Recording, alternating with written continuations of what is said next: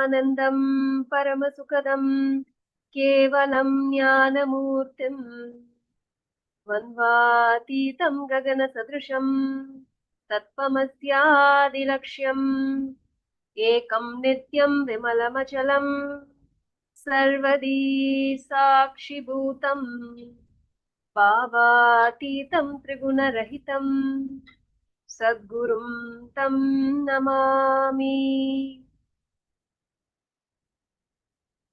Nithyanandam, and welcome everyone to the 45th Chaturmasya Series.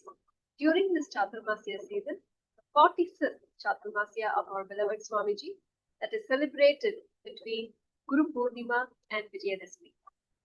During this season, especially today, as we are celebrating the Krishna Janmashtami, we are going to be listening to Swamiji's powerful satsang, how everything that is happening is auspicious. Swamiji says Shiva itself means auspicious. When we have Paramashiva in our life, of course, everything is auspicious.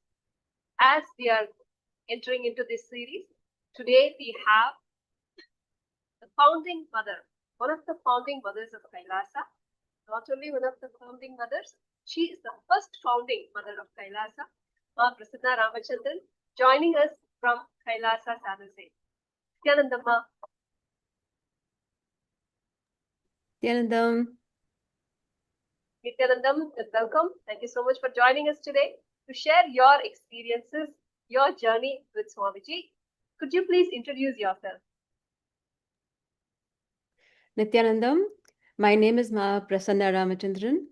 I live in Menlo Park, California, and we are active volunteers at the Nityananda Vedic Temple, San Jose, that is set up and energized by Swamiji himself, personally by himself. And we've known Swamiji since 2009. 2009 is when we moved to Seattle because I got a new job. I just finished my doctoral degree and I went there for a new job. And we were there for a year. And during that 1 year, we were introduced to Swamiji's temple in Seattle, which is extremely beautiful. We also met Swamiji during a Kalpataru darshan. And immediately after I met Swamiji, I just decided to leave everything and go to my first inner awakening program in 2009 with my two kids who were just 1 and 3. They were really young. And I just don't know what I thought was possible. I just knew that Swamiji has blessed, so I should just go. I just up and took the two kids and I just landed up in Bangalore, in Bengaluru. And I actually completed the 21-day inner awakening. And I never thought I could, but I actually did complete the inner awakening. It was a life-changing experience. And after that, there is no looking back. Came back to Seattle and I've been volunteering in his temples since then. It's been more than 15 years since I've been volunteering. And volunteering itself is a beautiful, blissful experience, especially when you volunteer in a temple that's been set up and energized by Swamiji. And this journey with Swamiji has just been amazing, and it gets better and better every day. That's all I can say. Wonderful work. How was your first darshan, Kalpataru in Seattle? Yeah, so our first Kalpataru darshan was in November of 2009, and we had two kids, like I just mentioned. They were 1 and 3, so we had to make arrangements for a babysitter to come and take care of the kids. And I told my in-laws who were living with us at that time that we'll just quickly go and do some meditations and come back. And then we actually reached there a little late. And then we were waiting outside because our meditation was going on. And then they said, okay, you can come inside. And we were a little late, but we went there and we sat. And then suddenly the music started playing. The music of Swabhavat and then Chinmayanandam. It's still etched in my memory. And then Swamiji came into the room. I felt like he was walking on the in the air, like he was floating in the air. It felt like that.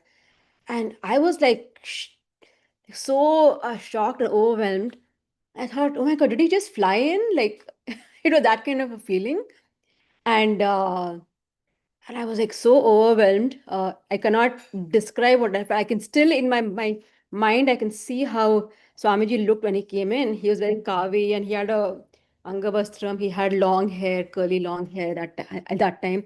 And he looked like a little boy, maybe 20-year-old boy or something. I felt like, oh, he's so young. And I was just like in complete like awe and shock. And like, I was so happy that, oh my God, I finally get to see Swamiji. Like, because I, till then, my only experience of Swamiji was through YouTube. And we could not stop, like my husband and I, like day in and day out, we have watched so many satsang of Swamiji between the time we moved to Seattle, which was in June of 2009, and November when we actually met him, that when we actually saw him, we were like totally like overwhelmed. And it was like a meeting of, like a weight of lifetimes being actually, coming to an end.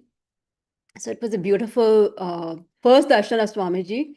And then I thought, no, I cannot live my life like this. I have to leave everything and go and spend time around Swamiji. So I asked my husband, shall I go for inner living? I really feel this pull. And nobody really told me anything. Nobody told me. I just saw these big flyers and like people talking about inner awakening and their experiences. And nobody really actively came and asked me, do you want to go for inner awakening? Nothing like that. I just said, I feel like I want to go. And then my husband said, yeah, you crazy? Like you have two small kids. Who's going to take care of the two kids? And that too, with the younger one, only 1 year old. And then I asked my in-laws and they kind of somehow convinced them that why don't you also come to the ashram with us and then you take care of the kids? And somehow they got convinced. And then they came and they actually took care of the kids while I was doing the inner awakening. But the ashram also had some kind of a daycare system where there used to be volunteers who would take care of the kids. They would have activities for them, like some small kind of gurukul. But these guys are like much younger, 1 and 3. They can't really teach them anything. They were just playing together, and they were playing in the dirt and just having fun in the ashram, being around Swamiji. So so yeah, it was a beautiful experience. And then after that, I've attended so many inner awakening, but that first inner awakening was a life-changing experience. So I was never the same after that. So after that, every inner awakening is different, but I still, that first inner awakening is always special in my heart. So beautiful, Mark.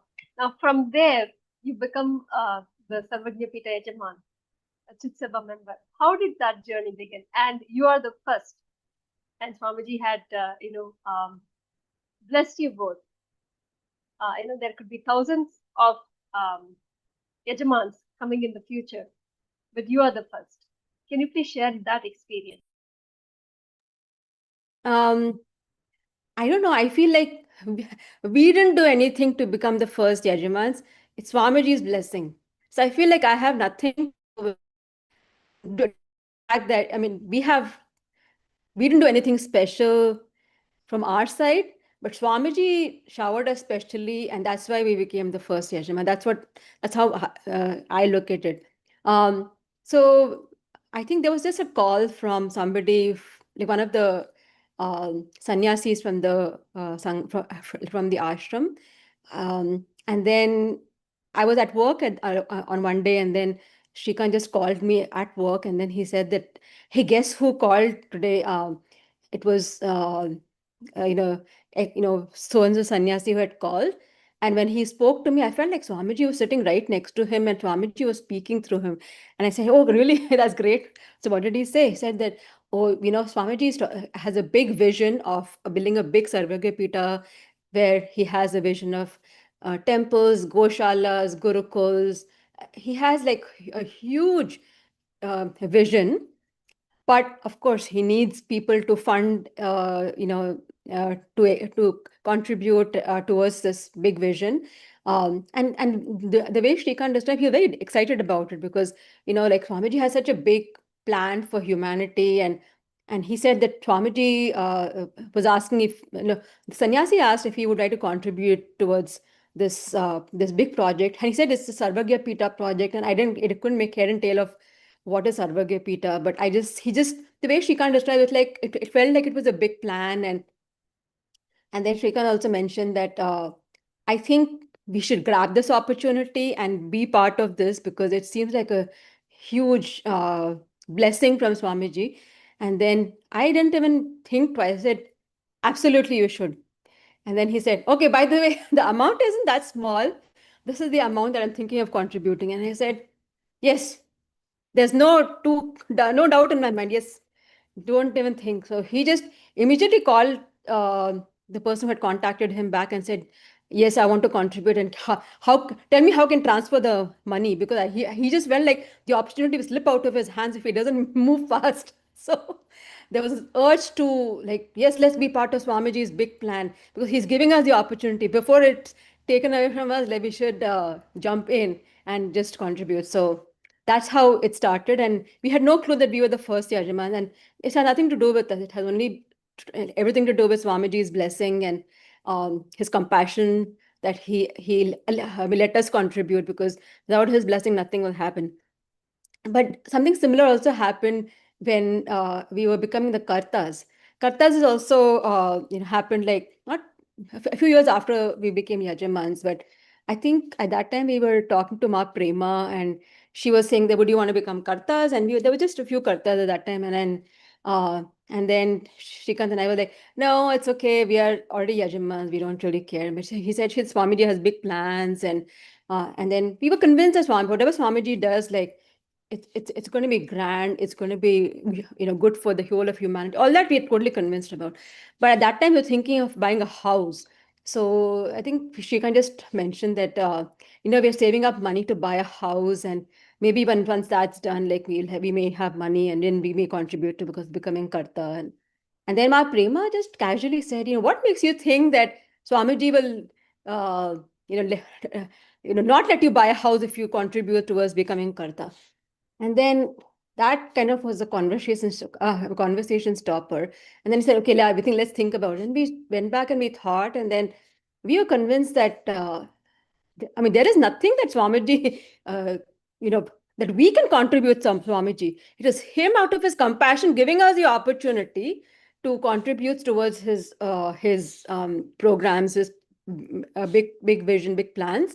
So again, we came at the same point where we said, okay, let's do it, because Swamiji is giving us the opportunity, let's just jump in. So we just out of the blue, we became kartas. We also bought a house, by the way.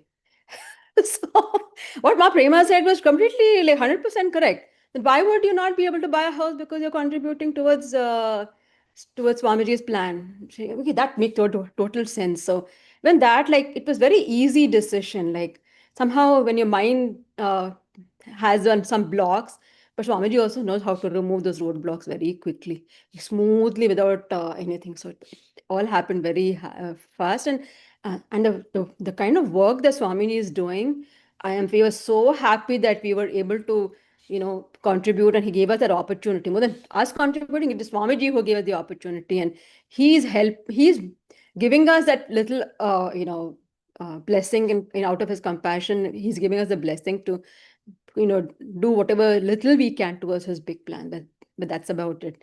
There's nothing big that we've done. It's only it's all Swamiji.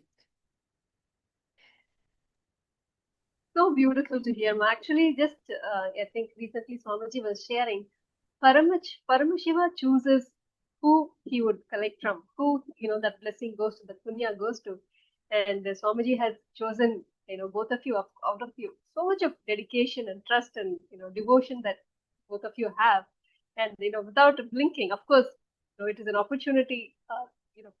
Immediately both of you say yes, and that's of course why you got that first call to be the first founding father and mother of Kailasa. That's really beautiful to hear your journey. And not only that, continuously you're till date volunteering. Both of you are volunteering at the Kailasa San Jose temple. As I think I as one of the pujacharyas, and you also do the cooking. I became a Pujacharya maybe 2 years ago. Initially, I was like, before that, I was mostly helping in the Anna Mandir. But at some point, I started also doing I also became a Pujacharya, and, like, for the help in Anna Mandir also. So yeah, both of us are Pujacharyas in the temple on different days, though, or different times, I would say. Wonderful, Ma. And of course, the whole family is connected during Yeah. Jnana Mudra. Kapilesha, yeah. Shura. Very Yeah, nice. all of us, yeah. So beautiful, Ma. We would like to, as we are talking about this, we would like to play that clip where Swamiji is blessing both of you as the first father and mother of founding fathers of Kailasa. It is watch this blessing from Sure, Swamiji. Ma. That'll be great. Thank you. Is going to release the Sarvagnapita booklet on this very day of the Guru Purnima.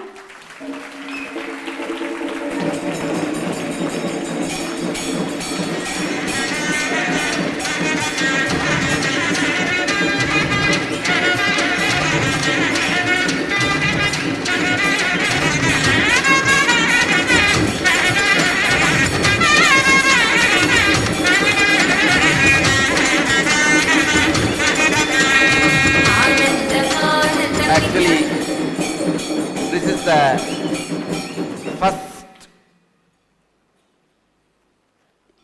brief presentation of the Sarvagnapita project. Sarvagnapita is the most ancient Vedic Sanatana Hindu Dharma university existed and existing, started by Mahadeva himself, is going to be now revived by his very energy, his very blessings by himself.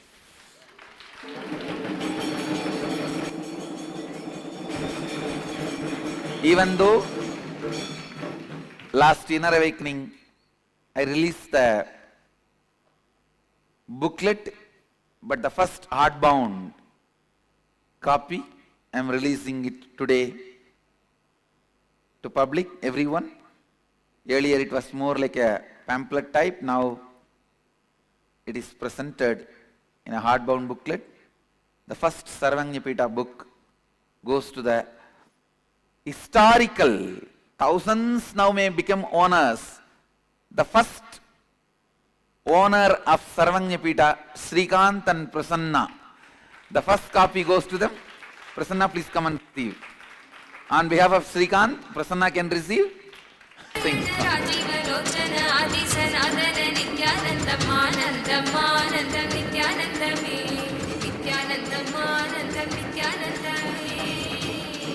First person who took the step to make this into reality. Thousands may follow, are following, thousands are following. The first person who took the step, my blessings. Now, So beautiful to see that. Oh my Ma. How is God, this it's experience so overwhelming. reliving that? Oh my God, it's so beautiful. I just still remember we just went to the ashram for Guru Purnima and then Swamiji just blessed us and gave that copy, and I just felt so overwhelmed. And whenever I think about it, I feel like so blessed that we got the opportunity. It's just his compassion that this happened. Absolutely. No other reason. Swamiji's compassion. Wonderful. Actually, Swamiji is like, continuously blessing and showering. As you rightly said, it's an opportunity. How Swamiji chooses us to be part of his grand mission and vision that he has, giving us an opportunity to become part of that. Truly a blessing from Swamiji. The Sarvagnapita Yajaman, the Sarvagnapita Kartas, and it's a great blessing from Swamiji. And as we are talking today about the auspiciousness, everything that is happening is auspiciousness. So we would like to let us watch now from Swamiji on this auspiciousness, how Swamiji explains Shiva is auspicious. Shiva means auspiciousness. So let us now directly with Swamiji on this. स्वभावचिन्मयानन्दं कृपापूर्णं जगत्पतिं हरिषड्वर्गजेतारं नित्यानन्दगुरुं भजे सदाशिवसमारम्भां शङ्कराचार्यमध्यमाम् अस्मदाचार्यपर्यन्तं वन्दे गुरुपरम्पराम्.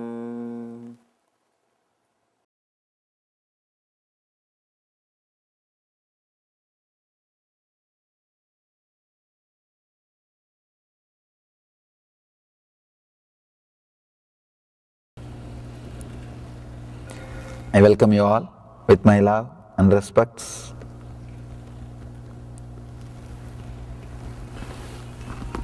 Nice to be here once more in Oklahoma.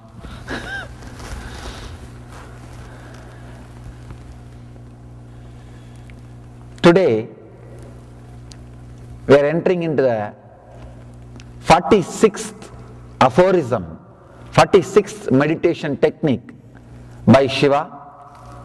We are continuing the Shiva Sutras. Before entering into the sutra, just an introduction to the sutra. It's a very powerful technique to awaken the Kundalini Shakti. Traditionally,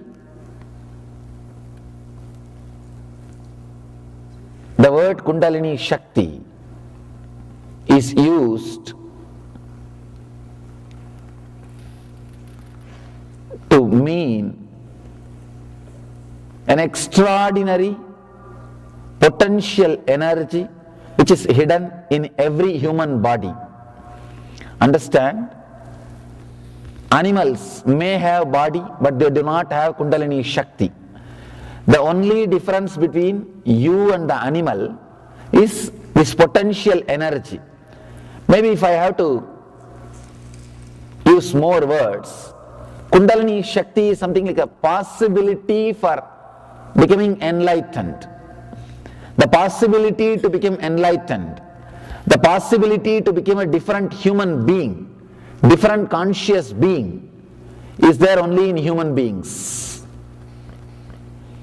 Animals may have same body, may look like intelligent, but they do not have the possibility, the potentiality to become enlightened, to be a different human beings, to be a different conscious beings. The Kundalini Shakti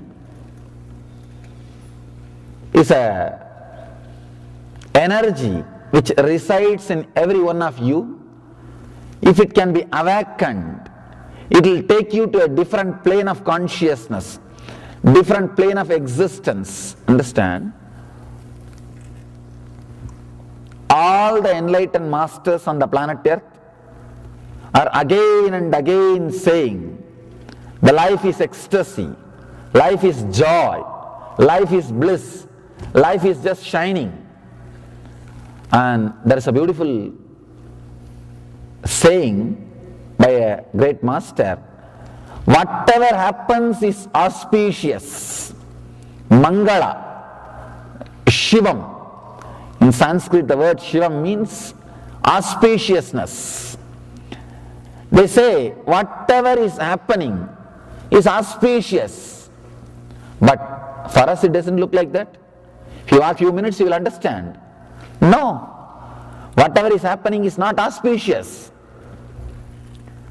But again and again, enlightened masters are saying, whatever is happening is auspicious, Mangala, Shivam. Why? Why they are saying again and again? People ask me, what is this, Swamiji? If they see whatever is happening is not auspicious, if they listen to the news, they will understand. But even after listening to the news every day, seeing everything, I do feel whatever is happening is auspicious. What to do? Very difficult. A logical man cannot understand, cannot relate with what I am saying. But heart of heart, I feel very strongly whatever is happening is auspicious. Shiva. The word Shiva means in Sanskrit causeless auspiciousness. Whatever happens in your life, even if the best thing happens, you can always think, it could have been little better. It could have been little better. Or whatever worst thing happens, you can always say, oh, at least this much I am saved. It is up to you to feel whether things are auspicious or inauspicious. In the planet Earth, only two kinds of human beings are there. People who feel everything is inauspicious. We need some correction. We need some alteration. We need some further development. We need to remodel. There are some people who feel everything happening is auspicious. Person who feels whatever is happening is inauspicious is a materialistic. He believes in matter, correction, doing, remodeling, changing, altering. Person who believes whatever is happening is auspicious is a spiritualist. Believes in the intelligence of the cosmos, the whole. He is very clear, the whole is much more intelligent than part, me. If you think the whole is not more intelligent than you are materialistic, egoistic. If you think the whole is much more intelligent than me, you are spiritualist. Over. The whole world can be classified just with these two categories. If you feel whatever is happening is auspicious, you are a spiritual person. A small story. After a powerful sermon on the charity, the priest sends his hat for a rounds, for a collection. The hat goes round, comes back as empty as it was sent. He took his hat and said, oh God, at least the hat came back. Understand? He is intelligent. He is really intelligent. He is able to think whatever is happening is auspicious. Whatever is happening is best. You can either think whatever is happening is inauspicious, or you can realize whatever is happening is auspicious. Why enlightened beings are constantly feeling whatever is happening is auspicious? It is just because of the Kundalini Shakti. Once this Kundalini energy awakens in you, you will feel so much of energy in your body, you will not be able to complain about anybody. Understand? You will complain about anything or any person or any incident only when you are in low mood, means your usual mood. You will not be able to complain, criticize, or feel disappointed about any person or anybody if your body is overflowing, bubbling with energy. You feeling whatever is happening is auspicious or inauspicious is directly connected to your energy level. At some time, if you get the glimpse of that high energy by some method, sometimes people get into that high energy without even knowing. Maybe if they go to some high energy places, or if they are really relaxed, they get into that high mood. Suddenly those few moments or few hours, you feel you are so fulfilled, nothing is wrong in the planet Earth. You will feel everything is going the best way. If you had this glimpse, these moments in your life even once, you can be called as a spiritual seeker. Sometime, even while seeing the sunset, suddenly you feel the whole thing is settled in you. And you think, God, everything is beautiful. Things are happening. It's okay.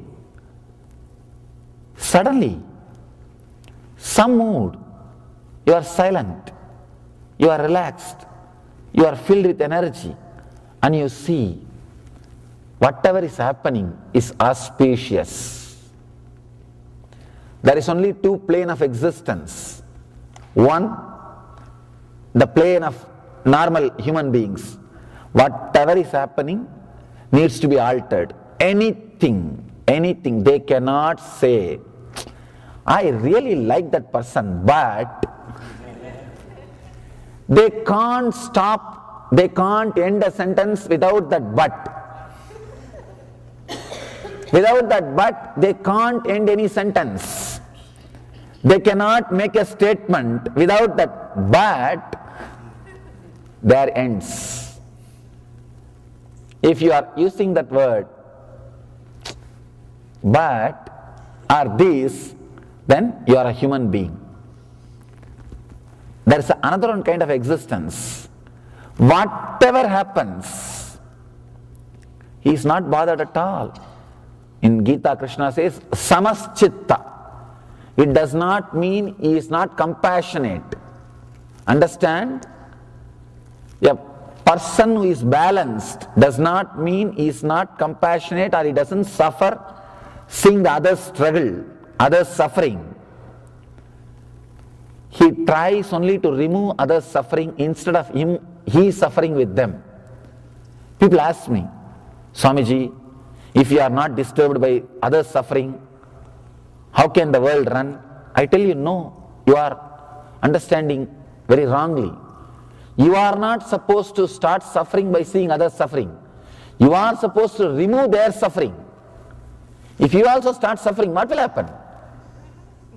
If you also start suffering, what will happen? Nothing will happen. You will add more suffering, that's all. Earlier we had 20 people suffering on the planet Earth, now 21 people are suffering, that's all. That is not the thing we need. One person came to me and asked, Swamiji, I have wealth, I feel the suffering of poverty, shall I share all my wealth and distribute to all the poor people? I told, if you do that, now we may have 20 poor people. After you do that, we will have 21 poor people. That's all. That is not the way. Understand? Do not try to bring you down to that poverty. Try to bring them up to that richness. There's a two different things. Feeling imbalanced, getting disturbed is not directly going to help. It is not directly going to help. First thing, you need to feel completely overflowing. Whatever is happening is auspicious.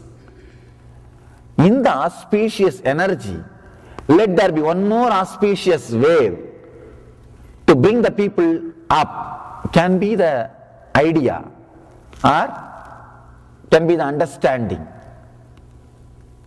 The person whose Kundalini is not awakened, whose Kundalini Shakti is not become alive, in Sanskrit we call Kundalini Jagrata, the higher consciousness awakening. If it has not happened in you, whatever is happening inside and outside you will be inauspicious. If that awakening happens, whatever is happening inside and outside you will be auspicious. I have seen human beings smiling at their death, at the point of death, at the moment of death. I have seen personally. For them, whatever is happening is auspicious. Sometimes people come and ask me, Swamiji, how to elongate the life, how to develop the body with which I can live for long years. I tell them, never do that mistake. Really, before developing the mind, do not develop the body to live long. Many times, people who develop only the body to live long, in the old age suffer without knowing what to do. Their body is not ready to die. They are sitting here feeling bored, lonely, and they don't know what to do.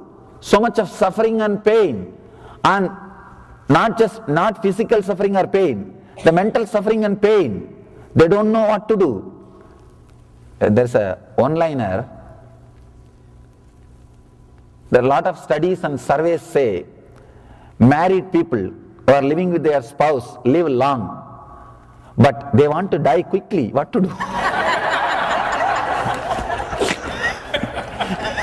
But what to do?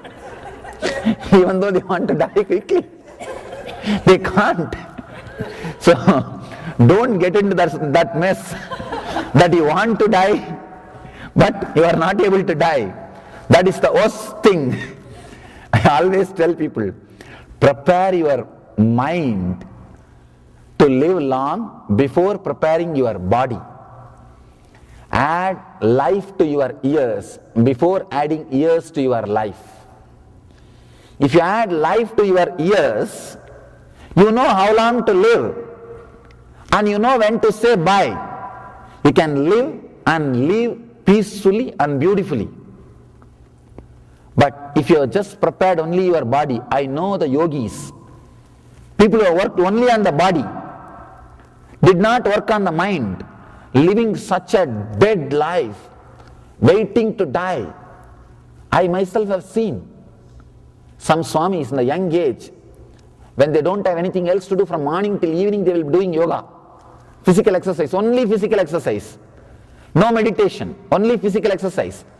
And when you can bend your body in different postures and do a public show, it gives ego boosting. And people also watch like a circus. It becomes like a show. And people are so happy just with that ego boosting. I have seen them living a miserable life, end of their life.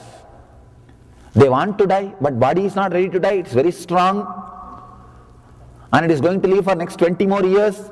And just by remembering the 20 more years I am not going to die, they are depressed. What to do for next 20 more years? And how long you can be doing the same show? No, any circus, not more than few days. Any circus, people will feel entertained only for few days. After that, bas, it will be such a loneliness, such big boredom. People can't live. If your Kundalini is awakened, your higher potential energy is awakened, even your death will be auspicious. You will face it beautifully. Great master who lived in USA, in North America, Paramahamsa Yogananda. He came to USA, settled here. He is the first Indian enlightened master to make West as his home. And in his case, he just very clearly decided, and till the end, till the last moment, he was doing his routine, giving discourse, attending programs, and just declared to his disciples, it's time, relax. He relaxed. Just he relaxed. His body did not deteriorate for more than 20 days. There's a beautiful write-up about that in his autobiography. Of course, as an appendix, in his autobiography he can't write about his death. But as an appendix, they added a beautiful write-up about his death. If you find time, try to go through. Such beautiful experience. Even his death was auspicious for him. That is why we say Shiva, God of death, is called as auspicious. He is Lord of destruction. Among our Trinity, in Hinduism we have a Holy Trinity. Person who creates, person who maintains, and person who destroys. Person who destroys is called auspicious. His name is causeless auspiciousness. He is the destroyer, but his name is causeless auspiciousness, Shiva. Shiva means in Sanskrit, causeless auspiciousness. And you will be surprised to know some more details. In Sanskrit, the word for destruction, literally if you translate, it is not destruction. It is, the word means samhara, that is the word we use. That word means rejuvenation, creating place for new things happening. Understand? Wrongly we translate the word samhara as a destruction. The exact that Sanskrit word means creating new space for new things to happen. Rejuvenation. Even destruction can be looked from different dimension. Even destruction can be looked from different dimension. Rejuvenating or creating new space for better things to happen. Even the disease which happens to your body just creates a new space so that you can start having new body. You can get ready to live a new life. You can just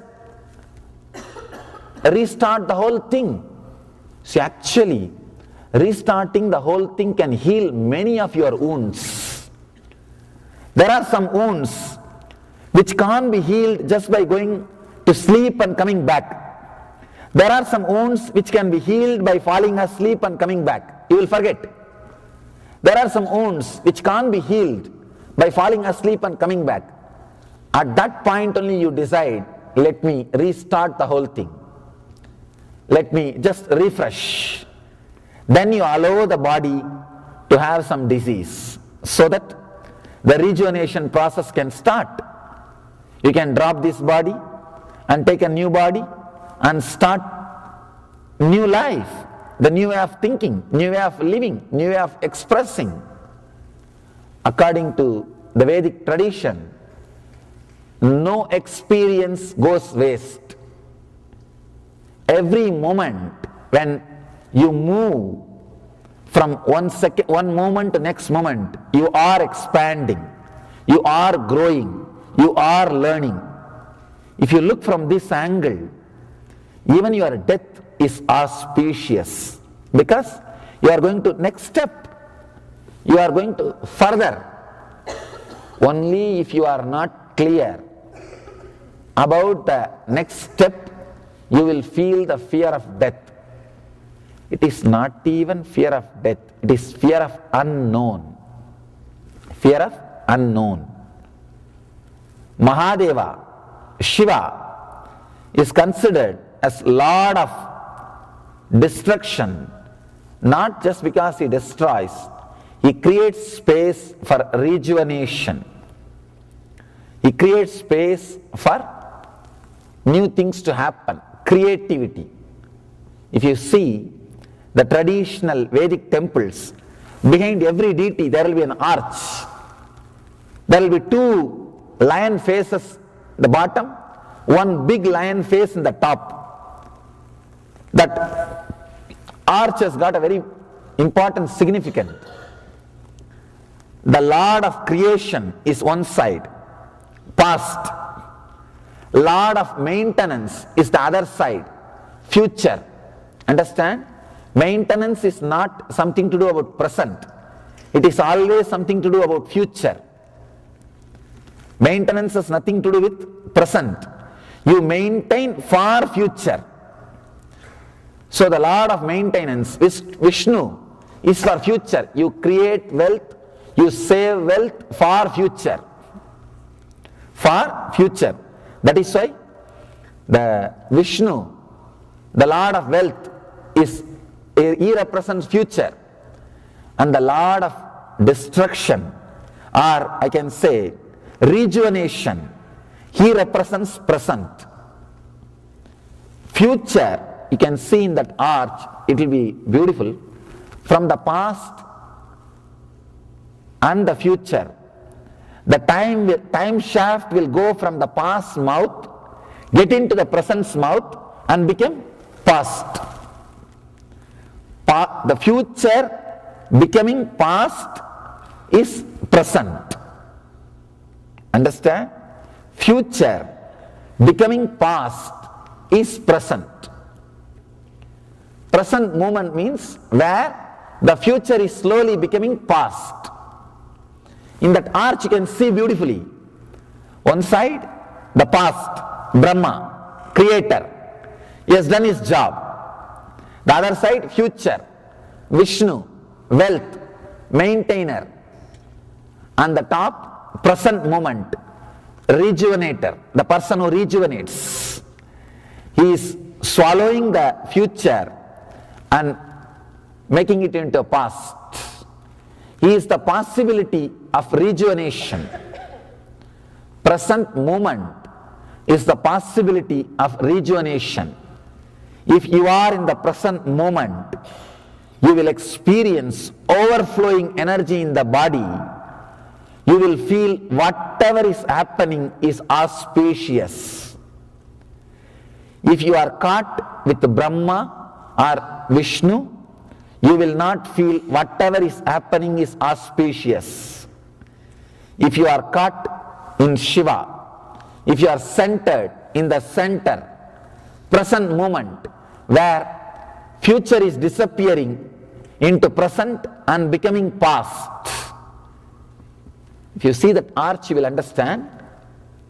The past, from the past mouth, time is entering into the present's mouth and coming out to the future's mouth. The beautiful description, the future slowly becoming past. If you are in the present moment, in this moment, you will become like Shiva, who is rejuvenator, who is constantly creating space for new things to happen. You will be fearless the moment you are fearless about the things happening. You will feel everything happening around you is causeless auspiciousness. As long as you are caught in future, you will feel insecure, fear. If you are caught in the past, you will feel things are inauspicious, life is dull, dead. If you are in the present, one more thing, if you are in the present, you will see very clearly the future which is coming in inside you and becoming past leaves so much energy in you. Every moment you are just overflowing with energy. If you are caught by future, you are in fantasies, means castles in the air, no energy. If you are caught in the past, you are just a stone, a rock which can't be moved, dead, no energy.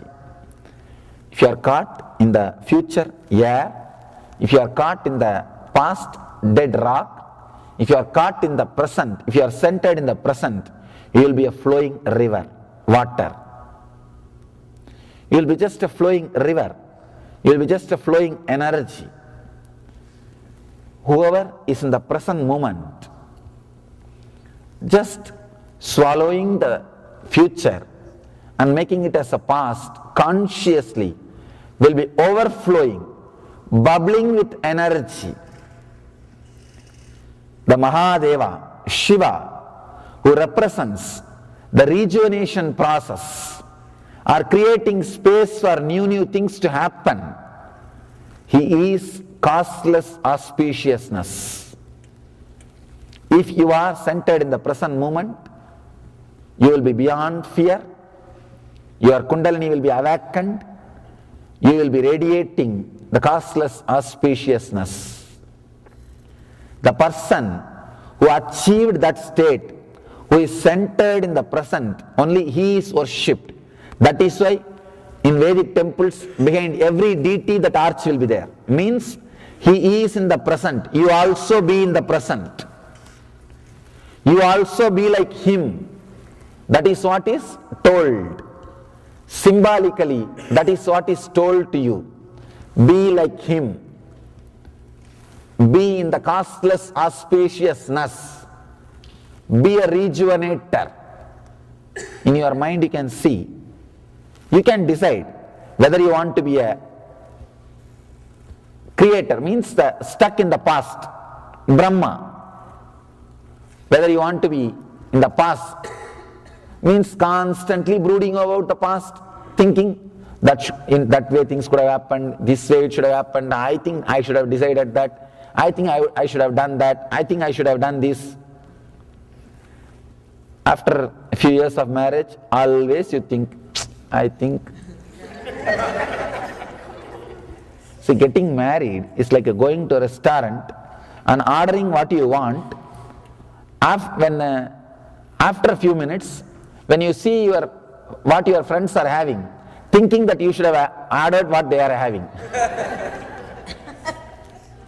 It's the same thing. Always you feel, when you see what others are having, you feel, I should have ordered that. Constantly brooding over about the past, or constantly thinking about the future. Both are not going to make you rich or energetic.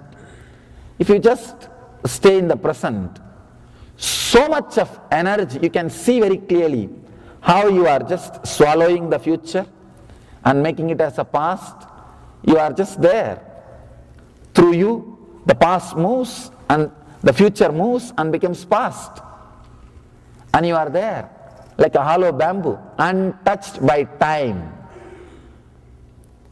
When you are in the present moment, letting future pass through you and becoming past, untouched by time, you are Kalagala, Lord of death, beyond death. You can't die. You conquer death. Conquering death, a simple technique. Just be in the present, allow the time to flow through you, allow the time to penetrate you, allow the time to do its own activity through you. Do not bother. When the future comes inside you, don't be greedy, just don't catch it. Let it pass through you. Let it become past. Let it have its own course. Just be in the present. You will see you are living in eternity. What do I mean by the word eternity? Eternity means past, present, future, all three put together. That is what is called eternity. If you want to touch the eternity, the only way is being in the present moment. You can't touch the time shaft in the past or in the future. You can't, because both do not exist. If you want to touch the time shaft, catch the eternity, the only moment is this moment, present moment. If you touch this moment, you can catch the eternity. You are connected to eternity. When I say eternal bliss, I am not saying you to bother about your future bliss or the past bliss. No. Just be blissful in this moment. You will be eternally blissful, because the past or the future is going to come to you as this moment. If you can manage to be blissful at this moment, you will be eternally blissful. That's all. Letting future to penetrate you and become past is what I call being Shiva, being in that great auspicious energy. If you have enough energy, only then you can let future or past into your being without getting disturbed by them. Your being centered in the present should be so strong, neither your past nor your future will be able to imbalance you. Neither your past nor your future will be able to pull you out this side or that side. You will be just totally centered, relaxed, completely overflowing. Awakening of the Kundalini, awakening of the potential energy in you will take you to a different plane of consciousness.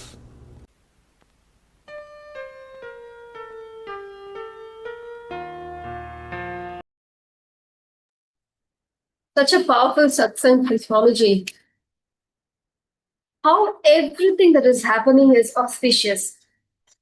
As I was listening to Swamiji, one thing that clicked was, depending on our perspective, how things can appear as destruction or rejuvenation. This reminds me when Swamiji talked about how the sun is revolving around the earth. As far as our knowledge, the modern science knowledge is concerned, the earth is revolving around the sun. But if you zoom out to a larger picture, a larger view, the sun is actually revolving around the earth. Just similarly, as Swamiji was talking about death, from this one life perspective, we could see it as a destruction. But we see the whole journey, it is a rejuvenation of that journey of that being. So powerful revelations from Swamiji.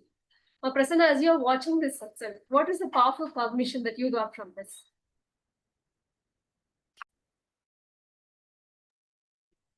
Ma, the most powerful cognition that I got is about living in the present and not being in the past or in the future.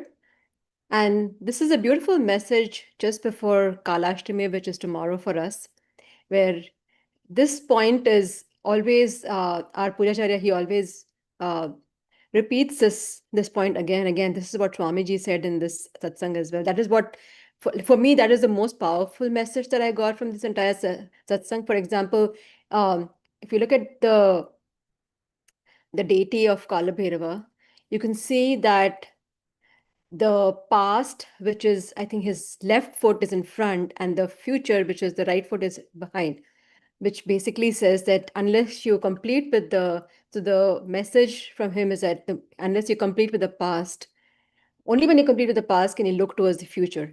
In this satsang, Swamiji reiterated that be in the moment, catch this moment before it becomes a past, or instead of looking towards the future, be in the moment. That's the most powerful message that I got from this particular satsang. So beautiful. Well, actually, I wanted to ask the whole family, your family is connected to Swamiji, including, your children and your family. How is that journey? How are the kids growing up with Swamiji's teachings?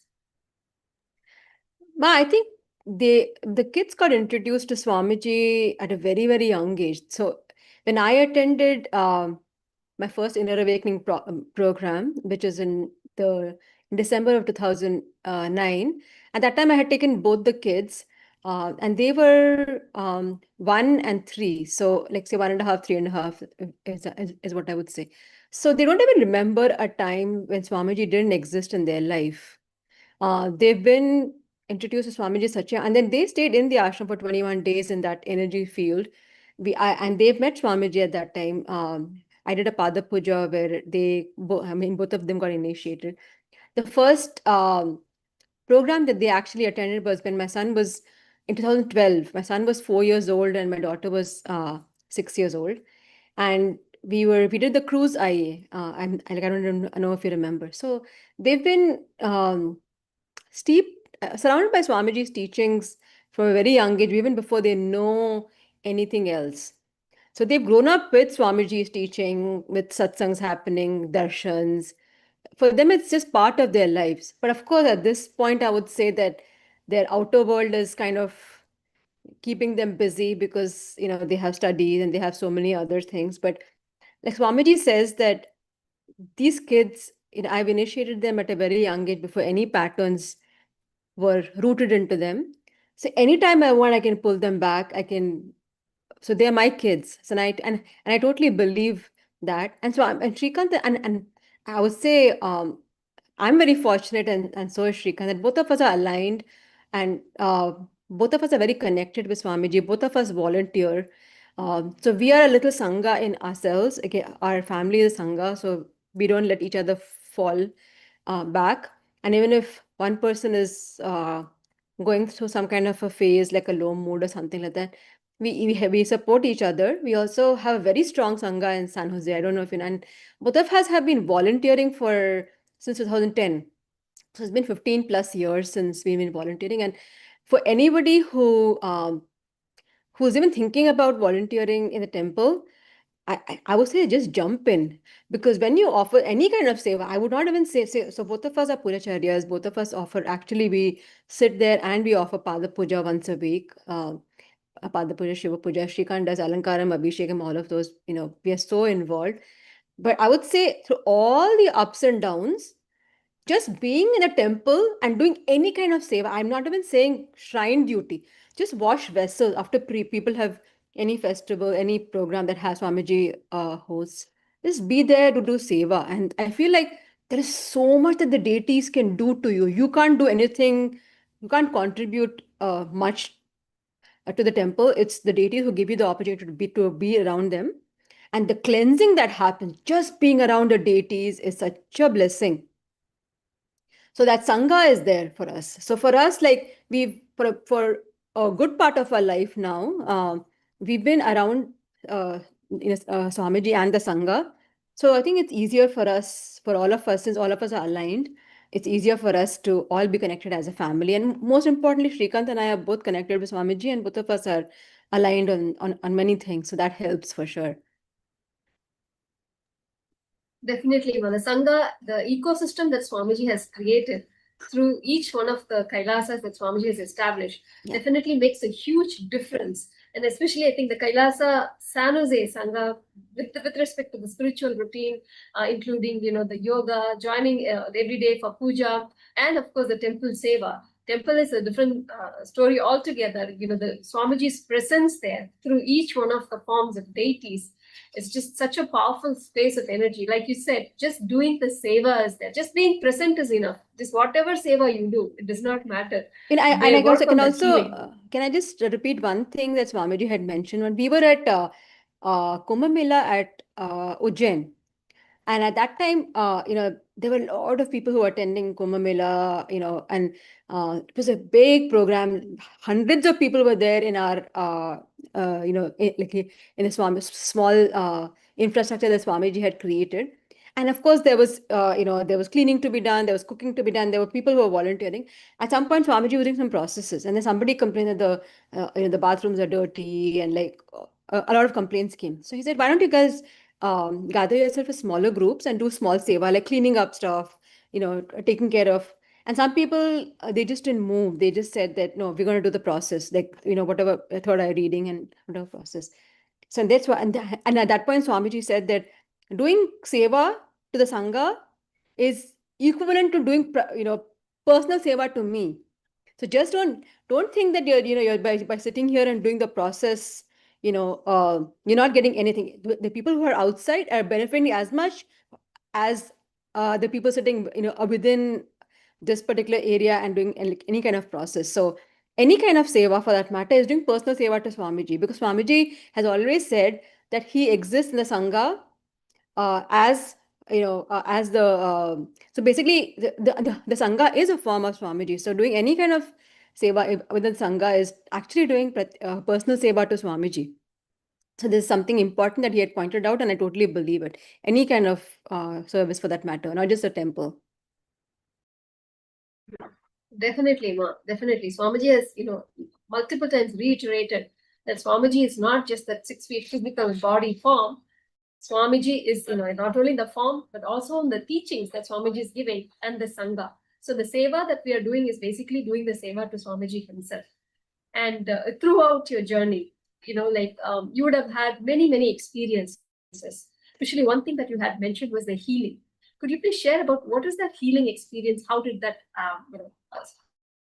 follow? I can mention two healing experiences, one which happened very recently, and also one which happened to me personally. So for a long time, especially after I moved to the US, I realized that I was lactose intolerant.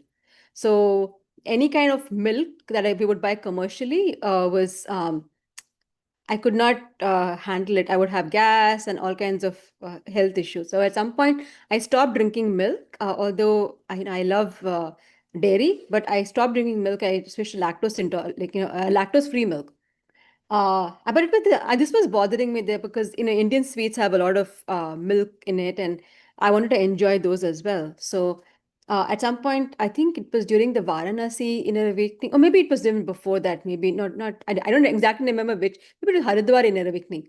So I've attended a lot of inner awakenings. It's kind of, which one I kind of like forget. So I think I've attended at least five or six with Swamiji, luckily with in the direct presence of Swamiji. So in one of the inner awakenings, we were doing past, no, the I wouldn't call it past life regression. Basically, it was reliving your life as another, like as another being, like like a Mriga Sharira process. So, and then completing with all the incompletions. And then at that point, he was taking us back in time to when we were younger. And I went back to a time when I was newborn. I was born, and there were some things that happened at that time. So, and it was related to milk. So, and I still remember that I was extremely like saddened and like almost at the verge of death at that point. And that incompletion with milk started just there. And this, what I was experiencing much when I was much older, was a manifestation of what had happened when I was very young. So, and then I asked my mom that I remembered this very clearly what happened, and she said, "Oh, she has a different interpretation. I mean, the understanding that she has is completely different." So I said, "No, that's not what happened. This is exactly what happened."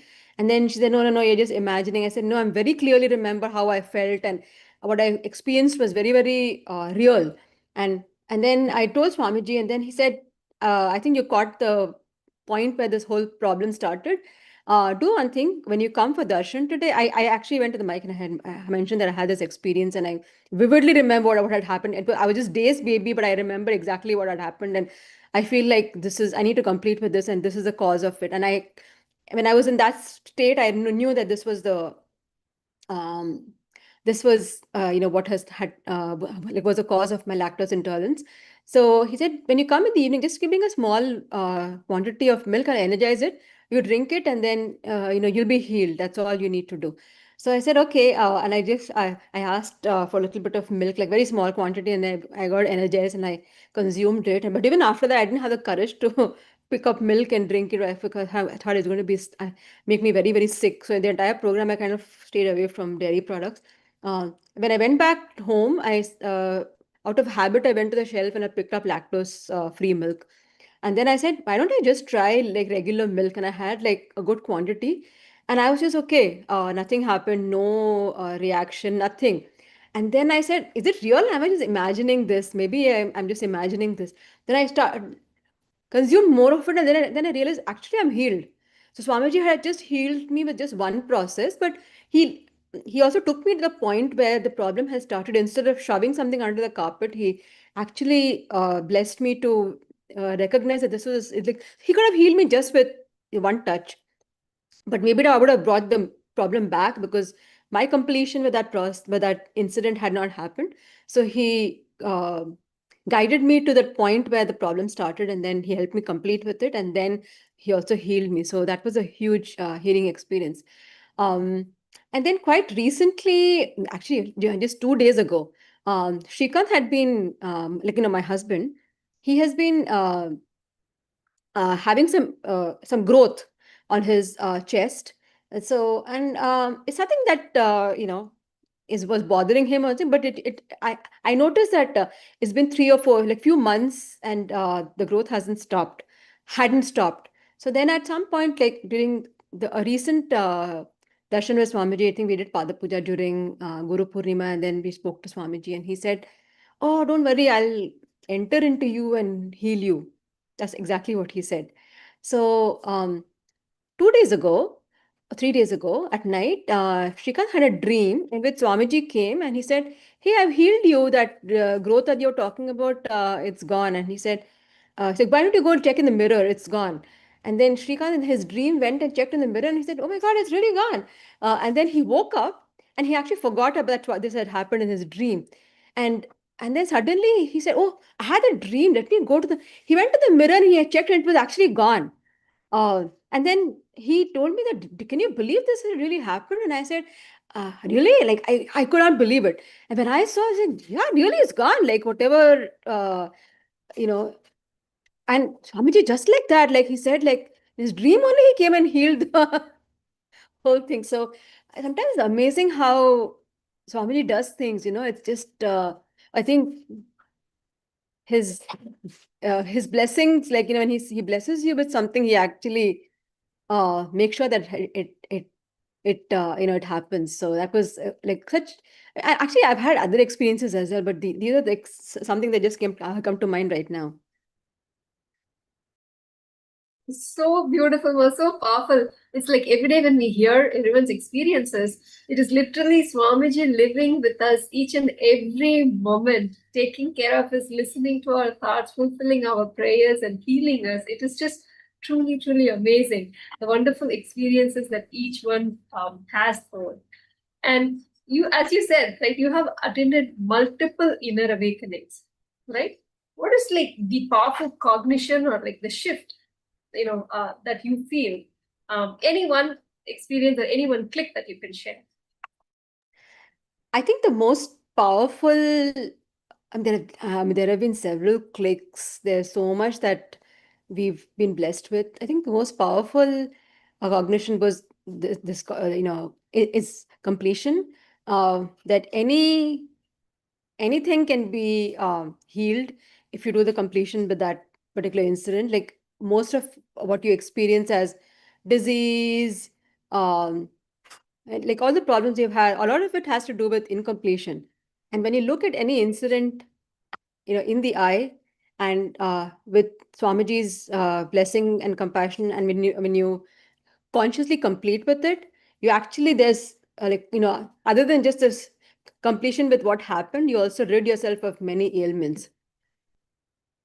And the cosmos showers itself on you when you do that. So it comes with a lot of benefits, just simple conscious completion, while chanting Swamiji's mantras, and Mahavakya, and when you do it in front of Swamiji's Atma Murti.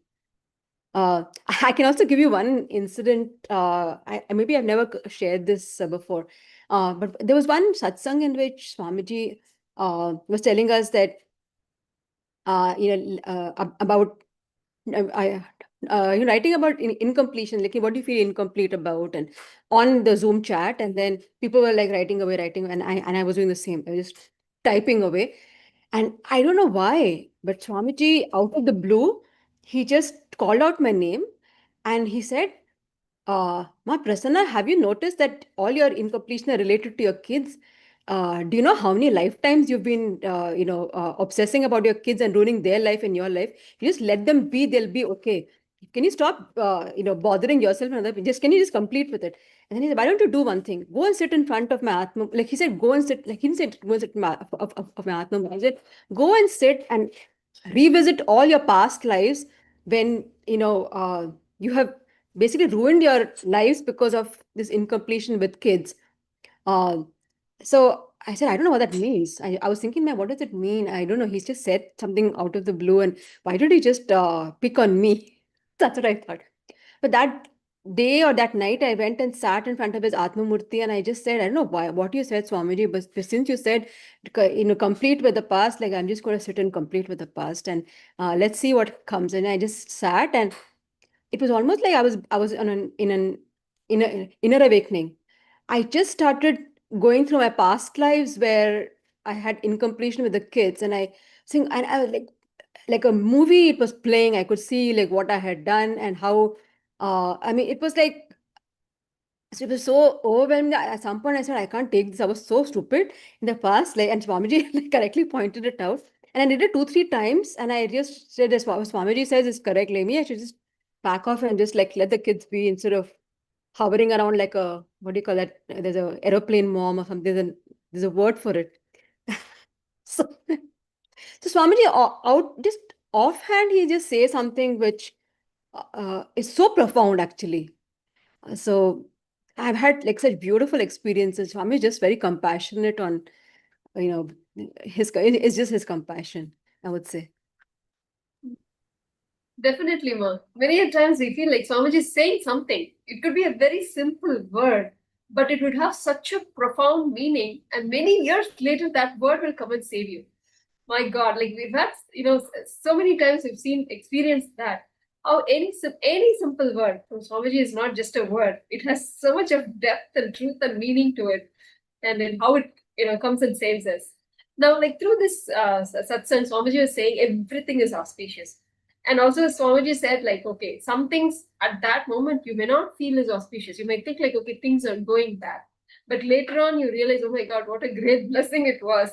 Do you have had moments like that where you felt, okay, things were not going, are appearing to be not going good, but then later it all falls in place and it's like, wow, what a great blessing it was. Oh, yeah, definitely. So, like I mentioned before, I was in Seattle. I moved to Seattle for my job. I was doing a postdoctoral fellowship at the University of Washington, Seattle. And my husband, like, I moved the entire family to Seattle, right? Like, so there was a lot of investment from our side to move everyone there. Like, Shrikant was working remotely. So for him, it wasn't that big of a deal. But then, but like, we were thinking of starting a new life in Seattle. But it turns out my advisor at the University of Washington, Seattle was not that great. Um, he was very like mean to everyone, and I could see that the people in his lab were just like suffering, and he wasn't nice to anyone, not even like me. And then I had two kids, and I had responsibilities, and his expectation was that I spent like 14 hours a day working in the lab, and that's not going to happen with small kids, and you have to readjust your expectations. Um, then when you have like your uh, students have kids, right? Um, so like from the very first or second month, I realized this is not the right place for me. I should not have come here. But the biggest blessing that happened when we went to Seattle was that uh, we met Swamiji, right? Like we started going to the temple. So almost a few times a week. Sometimes we would go after work. We would just go to the temple, and the kids were small, so they enjoyed going to the temple as well. At around like October, November, like I had a very, very bad conversation with my advisor, and it was very unpleasant. And I was feeling very unhappy even when I was talking to him. But then and there, I just decided that this is not the right place for me, and I just told him that I'm going to quit. I don't think this is the right place. And this was just 4 months into my postdoc. I neither had got anything accomplished, no publication. Like basically, I knew that I would be leaving with nothing except for 4 months to show on my resume. So um, I just decided that I can't take this anymore. I just want to quit. So I was walking back and I was thinking, why did this happen with me? Why did I sign up? Like, why didn't I do my research about how this lab is, how this advisors, all of those things? But the beautiful thing like, it was very inauspicious, but I was very sad that day because I don't like quitting or being spoken down to and all of those things. The best thing that happened after that was I felt like I needed to go for inner awakening. That was a life-changing experience for me. So what was so inauspicious became the most auspicious thing in my life. I went to India in December. So November I quit in December, and then I did Kalpataru. So and then I just decided I'll go to India. So if I had not quit that job, I would never have gone for inner awakening, and I would not have even dreamed of it. And I would have just stuck in a place where everything was bad, toxic environment, all of those things. So what I thought was inauspicious just turned around and became the most auspicious thing in my life. So that was my experience, like one of my experiences for sure. And I think it's Swamiji's blessing, just being. We were going to temple or the Seattle temple all the time, and Swamiji saw through everything. Although he wasn't there in person, but he knew what was going on. So he blessed me with the best thing that happened. Although the exit wasn't that great, but who cared? Now I look back like I don't even care. And my career just moved ahead, seamlessly. So it didn't matter that I quit. Definitely, Ma. And not only that, I mean, I personally have witnessed you manage the family, you manage your work and doing temple seva, and a lot of things you handle so beautifully. How are you managing all of this and still making sure that you have the time to go to the temple? I've always prioritized temple seva. I mean, I've been doing this for 15 years, and there was a time when the kids were really small and they needed my attention all the time. But I said, I need to have that chunk of time when it's my personal time with the deities. And I need it for my own growth. And I'm going to be a better mother and better wife and all of those things only when I prioritize Swamiji's work.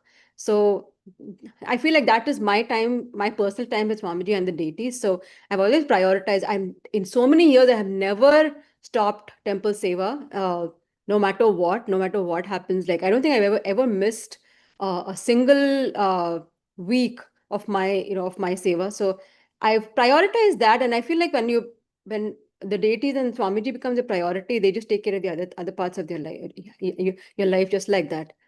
So I feel like making the right choices, picking Swamiji, choosing Swamiji is what makes everything else perfect. And there's nothing that I did.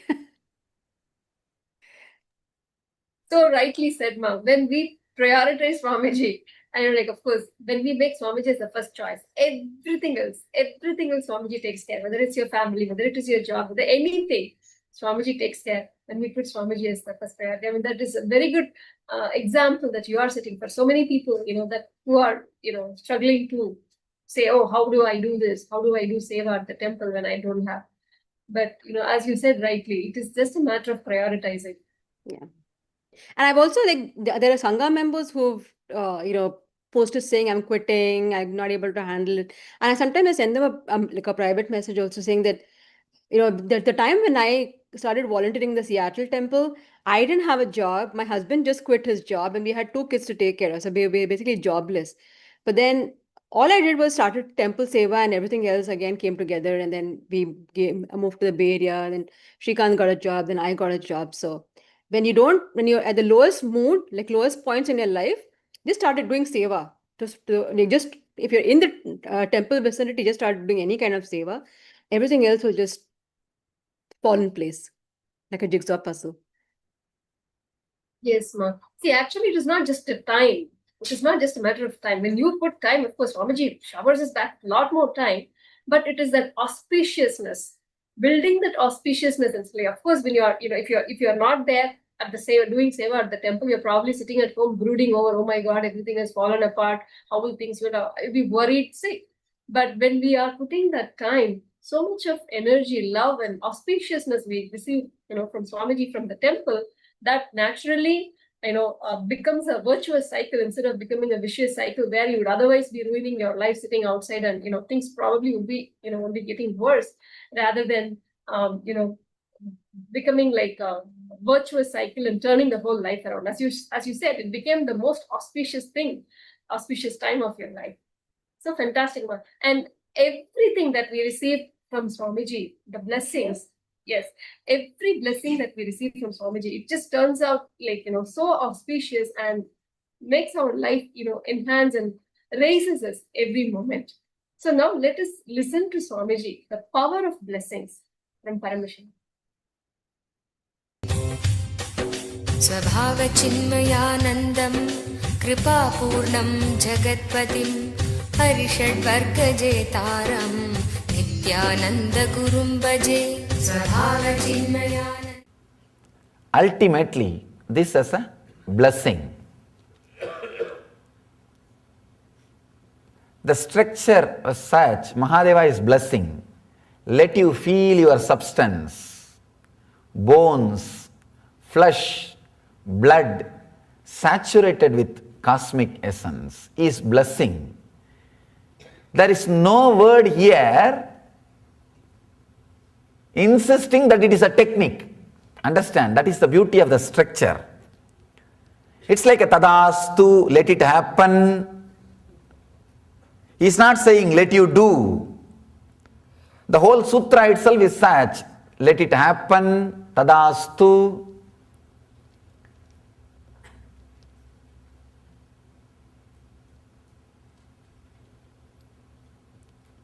For the initial level seekers, this is Nitya Sutra. Internalize and start practicing. If you are already inspired, then start doing it as a technique, morning and evening. If you are already having that psychological revolution, or if you are already having the click as Ananda Sutra, initiation as Ananda Sutra, then you are living. All the three, Mahadeva gives this as one sutra, and finally he is giving the blessing for all three. Let it happen in you all. Understand? Mahadeva is giving the ultimate blessing. Let it happen in you all. Let me describe few words, using few words, the power of blessing. Then you will understand exactly what is blessing.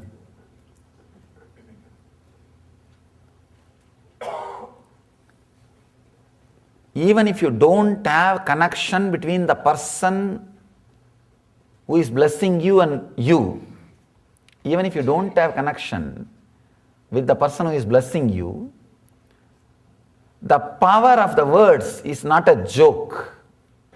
It is not a joke. I have seen. Of course, the Emoto's research again can be referred. When he utters some words, how the quality of the water changes. It is the modern day research, recent research is proving. In India, our masters know the power of words for ages. When enlightened being utters some words, straight away it works inside you. That is why from the time immemorial, we had the concept of the vara and shapa. The words of the masters.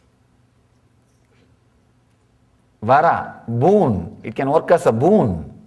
Of course, usually enlightened beings' words will never work as curse. Even though it may look like curse, it will never be a curse. It will only be reforming you. Never be a curse. An enlightened being can never curse. Understand? Very powerful concept, the power of words, power of blessing. Even if you don't have connection with the person, it gets engraved in your system and makes you go through that experience. If you already feel connected and have respect, then you do not know the influence or the power that word can create, express in your system. I always tell people, when I say that be blissful, do not take it for granted. How many more times you listen, that many times it works in you. People think, oh, I heard many times. No. Every time it works on you.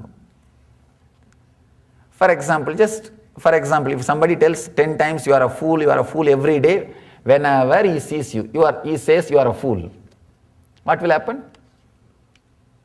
It will get engraved, and you don't take that for granted, that you take it, that you believe. Only when somebody says be blissful, that is little hard to believe. That is the mind. That is the way the mind is functioning. I always tell people, every time you hear that word, understand it's working in you. Don't take it for granted. Sometimes your superficial consciousness, your conscious layer may not be able to relate, but don't bother about it.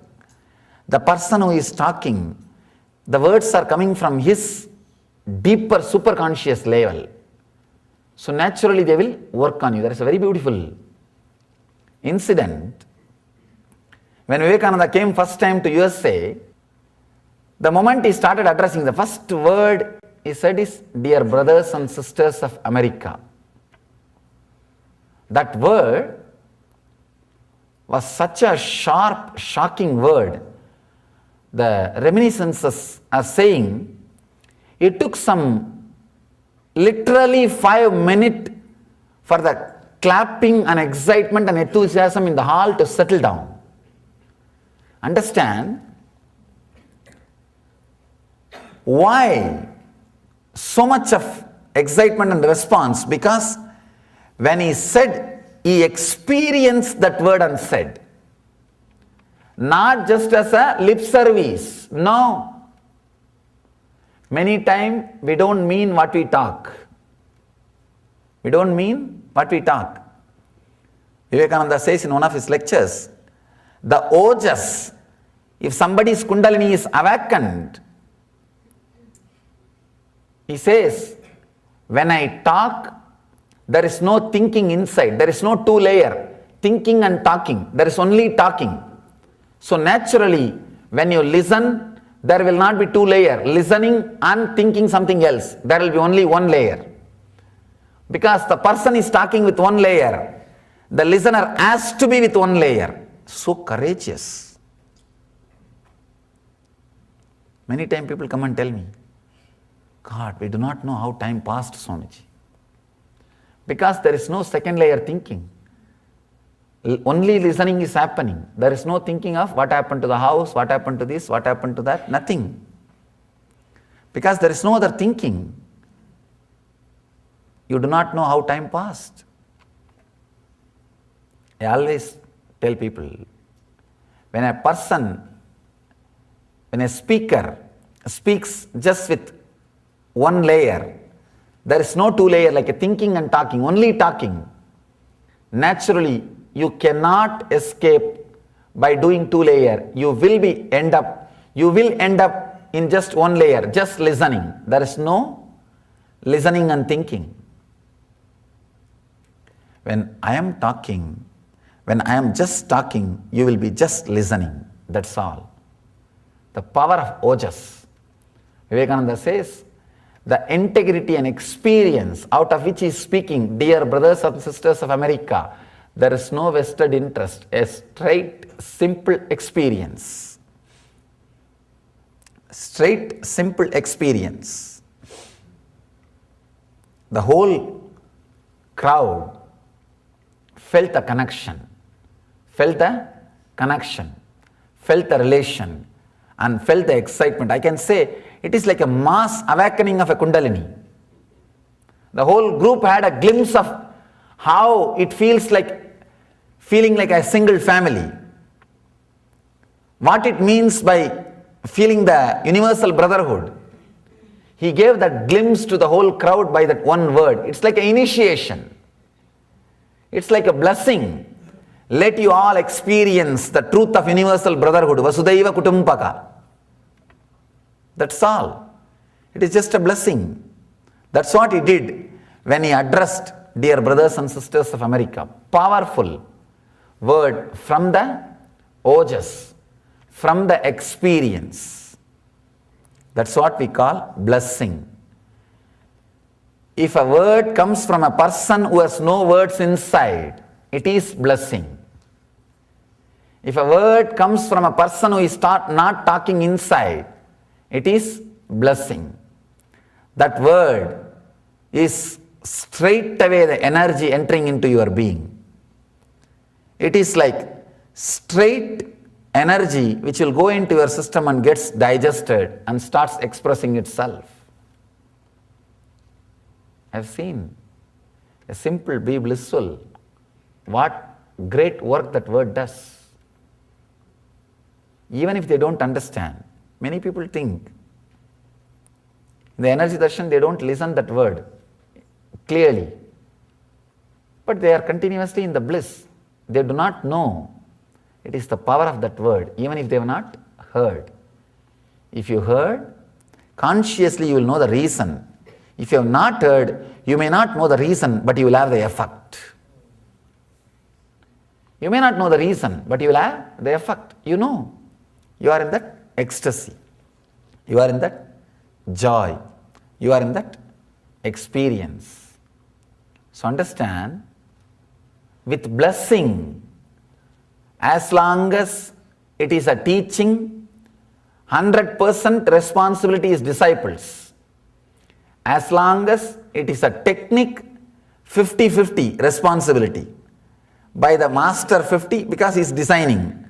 By the disciple 50 because he has to practice. When it is blessing, 100% responsibility belongs to master. Straight away, he takes the responsibility and does the job. Understand, all you need to do is to be relaxed and available. Even that you don't have to do, because the moment I say be relaxed and available, you will create complication out of that. No need. If your bone flesh bag is inside this area, that's enough. It is already there. It is already there. Nothing else needs to be done. You don't have to know how to make myself available. How to make myself open. What should I do? You will create complications. No, nothing needs to be done. If your bean bag, the bean bag which you are constantly carrying 24 hours as a body, if that is inside this field, that's enough. Of course, people who are sitting in front of computers and watching, even for all of them, understand, you are in my field. Don't think you are out of my field. I can listen all of them clapping. Nothing else needs to be done. When it is a blessing, it is straight away the master, the energy center takes the responsibility. Master is the energy center that takes the responsibility of lifting the whole group, of lifting every individual being. Understand, if you already know the power of the blessings, enjoy consciously you are blessed. If you do not know the power of the blessing, it's okay, don't bother. Carry the doubt whether it is going to be useful or not. Carry this word blessing in you. Whether it is going to work or not, you will see it will work.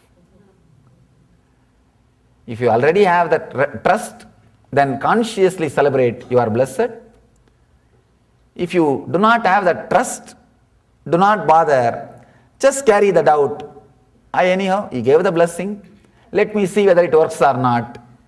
You will see it works. The power of blessing is the ultimate liberation. Understand, the ultimate liberation happens only by the power of the blessing, not by any technique, because the technique will lead you only to 1 TPS, means the technique will be there as 1 TPS, 1 thought per second. All other thoughts will disappear, but the technique will remain. That itself has to be destroyed only by blessing. The ultimate liberation happens only by the grace, by the blessing. Only that brings the last final push into that cosmic consciousness, push into that eternal bliss, push into that Nithyananda. So, blessing, I can say, is the ultimate technique, or ultimate action happens between disciple and master. After the blessing, there is no separate disciple and master. So I can say that is the last meeting disciple and master have. After that, there is no two different persons. So the last action is blessing. The ultimate action is blessing. The final action is blessing. In the sutra, Mahadeva is doing that job of blessing, saying, let you feel your substance, bones, flesh, blood, saturated with the cosmic essence. He is giving the ultimate blessing. Fortunately, Mahadeva had only Devi in front of him. Maybe I can say Nandi and few rishis would have been there, close disciples, who are already in tune. And I know for sure what would have been the effect of this blessing on them.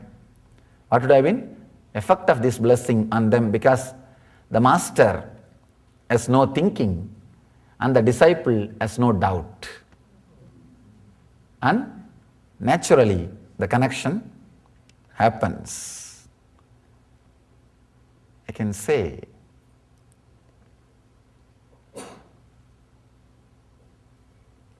maybe one incident in India during the main days, I'll give the different kind of initiations, like a brahmacharya, sannyasa, vanaprastha, gurukul, acharya, and so many initiations. It's sometime the same person will take acharya initiation and vanaprastha and 2-3 initiations. Again and again, every time he has to come and I will be putting the finger on the Agnya Chakra and blessing him. Once one acharya asked me, Swamiji, can't you initiate all the 3-4 at one time? I tell them, do not think it is the same work whenever I put the finger. Whenever the finger is put, the pressure may be same, but not the presence. The work happens is different. So every blessing does its job. It is practically like a downloading the software into your in system. Just like downloading. You don't have to do anything. Just that number goes 60, 70, 71%, 72% and suddenly it reaches 100% and download over. Your software is ready. It says, same thing, just the cosmic constitution or the cosmic experience gets downloaded into the system. It is so powerful, it cleans whatever is not needed and removes whichever is unnecessary, including all the viruses. That is what you call health happened, mental health happened, physical health happened. It means what? The viruses got deleted, removed. That is the power of the blessing. Understand?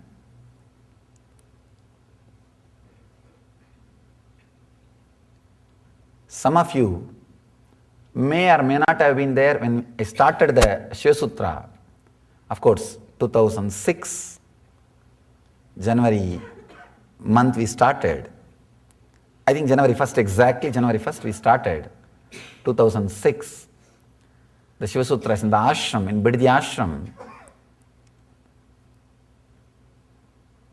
As I narrated earlier, Mahadeva himself was present and blessed and started the whole Shiva Sutra.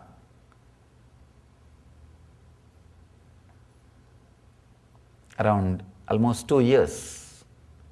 Today we are formally ending the public discourse on the Shiva Sutra. You may not have been there when it started, but feel blessed and celebrated you are here when it is ending.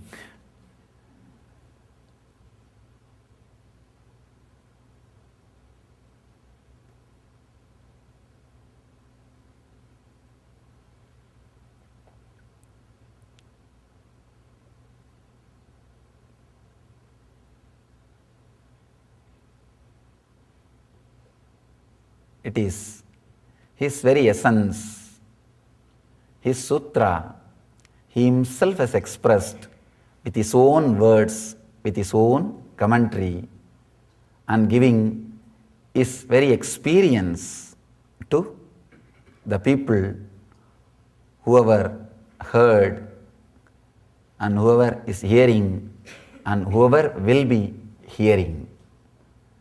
Understand? Forever it will retain its strength and energy and bless, give the very experience of the ultimate truth.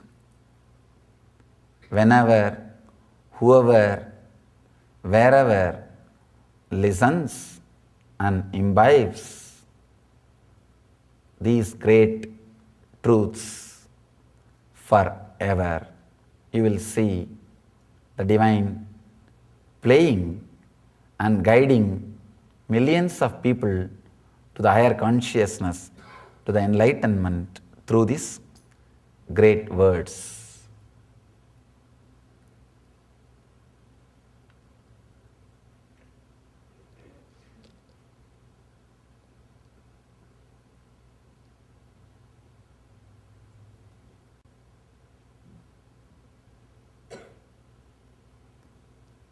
not with ego, but with a solid experience of truth. I tell you, understand, when Krishna says that he is blessing Arjuna, if Arjuna is not in the receptive mood, who are you to bless? You are my friend. Till the other day I saw you playing with all the girls, I know. Then I don't think he will receive the exact, he will be able to celebrate an experience, the great truth. Same way, if you are sitting with a stiff ego, who is he to bless? You will be in suffering. You will not be able to receive or respond exactly what is getting transpired here, what is happening here. If you can relax and rest, you will see the very blessing, the very truth entering into you and working inside you.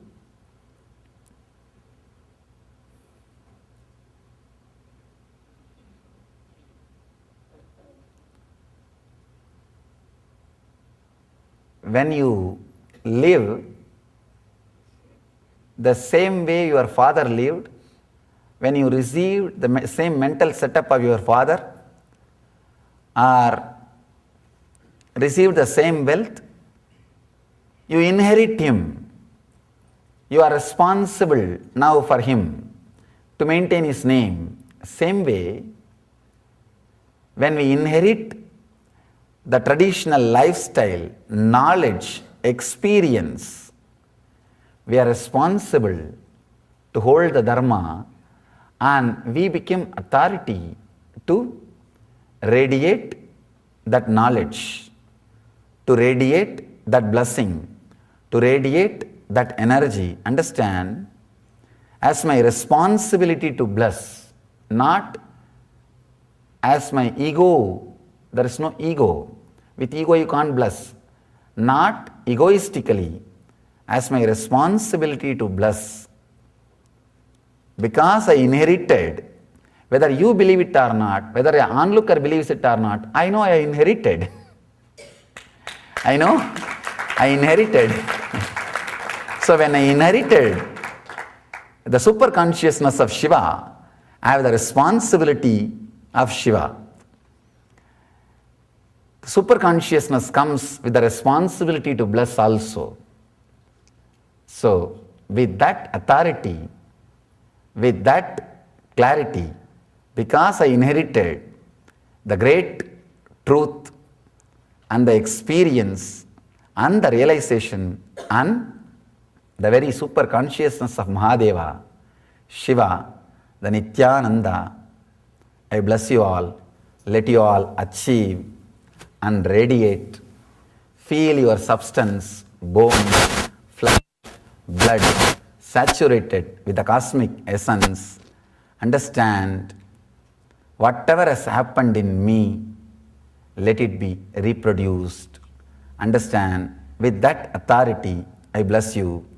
If it has happened in this body, I am telling you, if somebody has a doubt, let it happen in that bodies also. Let you all achieve and radiate beyond the doubt, beyond questions, beyond the words, the ultimate eternal bliss. Nithyananda. Thank you.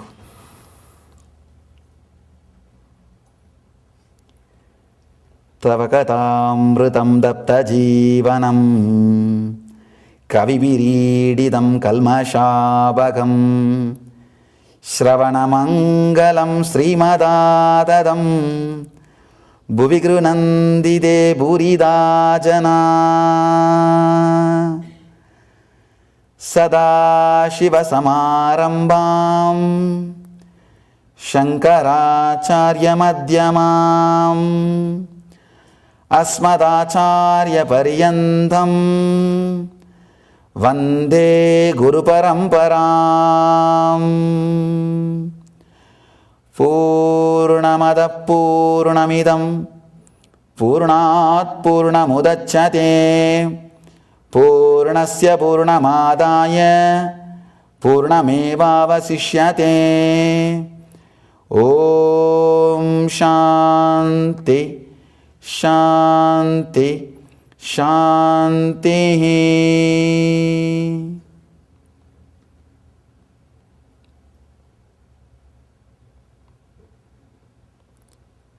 सदाशिवसद्गुरुपरब्रह्मार्पणमस्तु।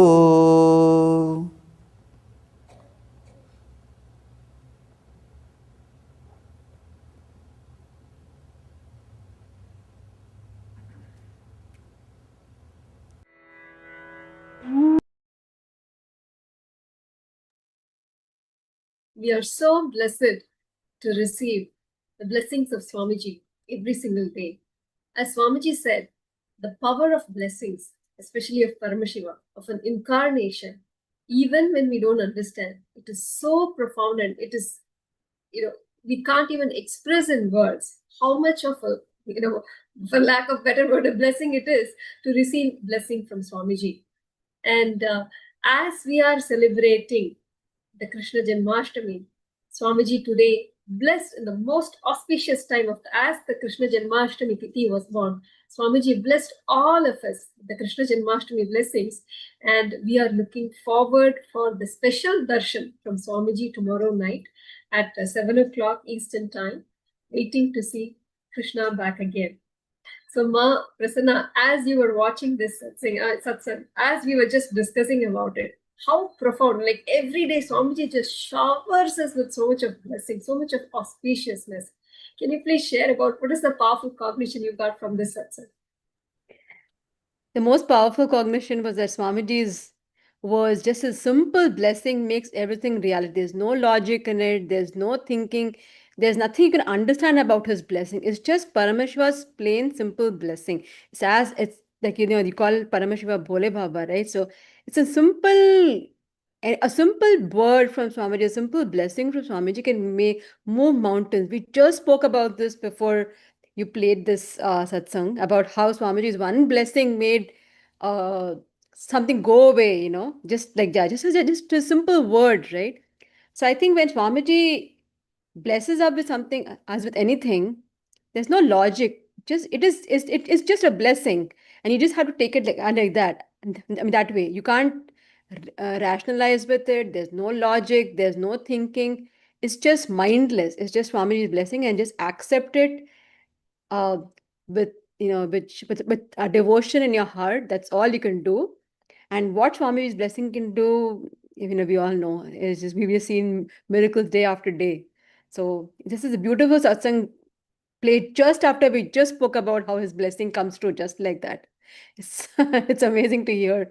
This was a beautiful satsang that you played, ma'am. Yes, ma, actually, it is beyond logic. What Swamiji blesses is with way beyond logic. In our myopic view of life, what we understand as right, wrong, or what Swamiji's words is. Swamiji's blessing is much larger, like how you were telling about what Swamiji was telling about how you were dealing with kids. But, we are trying to figuring out from this plane or from this birth at this time. But Swamiji is talking, we don't know how many janmas he could see, and any word that is coming is from that depth. Okay, do this or don't do this. And we don't know that. Like we cannot even try to analyze in our logical mind to figure it out. Just receive the blessings and, just having that, special, I can't even put it in words. It's speechless to say that, like, we are so blessed that Swamiji is there to guide us. That is all, we can say. And one last question before we close for the day. And tomorrow, as we were just discussing, tomorrow is Krishna Janmashtami Darshan, special darshan from Swamiji. Now, as we are getting ready for that, what is that one message that you would like to share with people, either as parents or devotees? Many wonderful things that you shared. One is being so closely connected, devoted to the temple, doing the seva there. And even within your family, you said, like, even your family is a sangha. where each one is holding up and making sure that, the integrity to Swamiji is maintained and that you're holding that space. What is it that you would like to share to the viewers that are watching this show today? I would just say that we are very fortunate. We are living in a time when where an incarnation like Swamiji is around us, available to us, communicating with us through his satsang. There's so much YouTube material. Swamiji has made himself available to us. He's not just an incarnation who's just taken, who's taken a human body in this birth and living in our times, but he's making himself very easily available to all of us. And we're very fortunate. This is a day of internet, YouTube, his satsangs are available. And when I started following Swamiji, there was YouTube, of course, but now he's making himself available in various different ways. Of course, in a big way through his Sangha as well. You can connect with the Sangha members and, pick up any seva that you can do, whether you're in the vicinity of a temple or whether you're not in the vicinity. There are so many things that you can take up. I would say, I think we, being so fortunate to be living at this time, we should avail of anything that Swamiji is showering on us and be receptive to it, because you never know from how Swamiji works on us. So I think we should be receptive and open ourselves up to Swamiji's words and blessings and receive it, with an open heart, and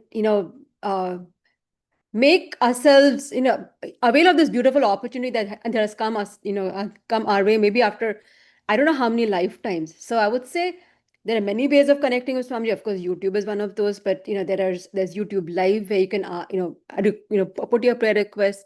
There's of course Sangha where you can connect with the Sangha, you can attend, and then of course PSS is happening, so you can attend his programs and be with the Sangha, attend the program with the Sangha. That's very special because being with like-minded people, it always puts you in a different level of like all your processes go to a completely different level. So there's PSS available. Swami is making himself beautifully available to all of us. So I think we should avail of this opportunity because this is very special.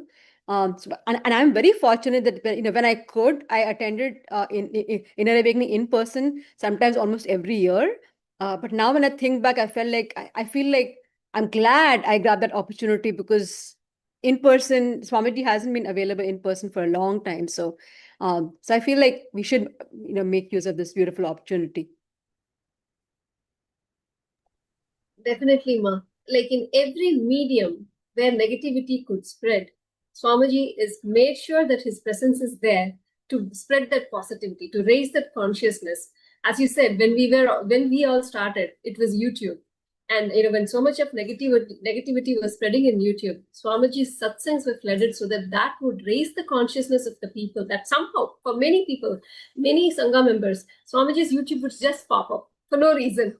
Literally, Swamiji would appear them to save them, to guide them to, to that path of enlightenment. And in every platform, on all the social media platforms, Swamiji has made himself available, the teachings available, the programs available, so that people receive his things, to receive his knowledge. And now in the AI world, Swamiji has, warned us how this AI deluge is going to take over.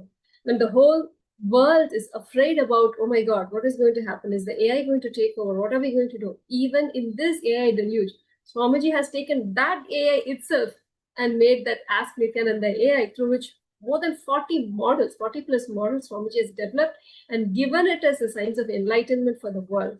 In every platform where people fear, oh my God, what is going to happen? Swamiji is already there and showering and blessing us. It is just that we just need to take it, receive it, and enjoy. As Ma Prasanna was saying, Swamiji is now conducting the Paramashiva Sena program. The last 7-8 months now, the Paramashiva Sena has been going on program.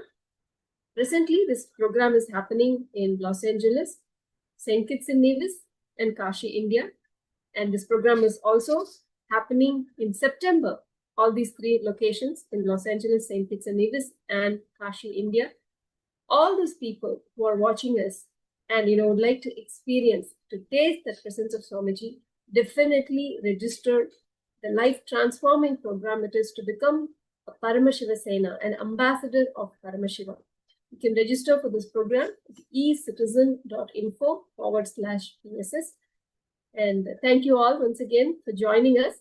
And thank you, Ma Prasanna, for joining and sharing your deepest experiences with us. It was, really truly fun to hear your experiences and a beautiful journey to hear, your journey with Swamiji. Thank you for joining, Ma. Thank you, Ma. Thank you, Thank you everyone, the for joining. opportunity. So tomorrow evening, we will be joining to receive the darshan of Swamiji. Our Krishna is back. Nithyananda, let us now close with the Purna Mantra. Om Purnamada Purnamidam Purnat Purnamudachyate Purnasya Purnamadaya Purnameva Vashishyate. Om Shanti Shanti Shanti. Hari Om Tatsat. Sarvam Bhagavat Shri Nithyananda Paramashiva Padukarpanamastu. Om Nithyanandam.